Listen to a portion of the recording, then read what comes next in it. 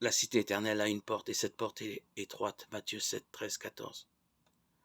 L'étroitesse de cette porte, ce sont les sacrifices que nous sommes capables de faire, l'austérité du comportement, un ascétisme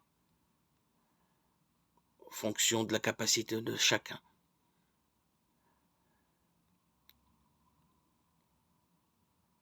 Lorsque nous suivons la logique de ce système,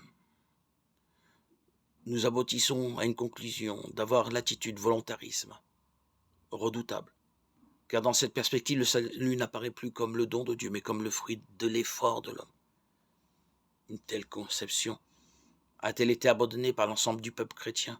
Ou, si elle a disparu, n'a-t-elle pas fait place assez souvent à un laxisme?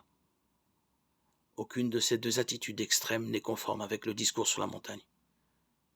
La porte du royaume est étroite, car on y entre, pas avec une fausse conception du salut, volontarisme, ni du bonheur, laxisme. On ne vit pas dans ce royaume selon des lois conservatrices, dont le but est de sauvegarder l'ordre acquis. Ces fausses conceptions suivent la pente naturelle de l'esprit humain. Tout homme, toute société, ont tendance à s'enfermer à l'intérieur de murailles sécurisantes. Murailles de tout ordre, argent, vertu, c'est-à-dire bonne conscience, loi du milieu. Idéologie aussi, quelle qu'elle soit, car toutes, elles aboutissent à un conformisme. Idéologie dite conservatrice ou révolutionnaire.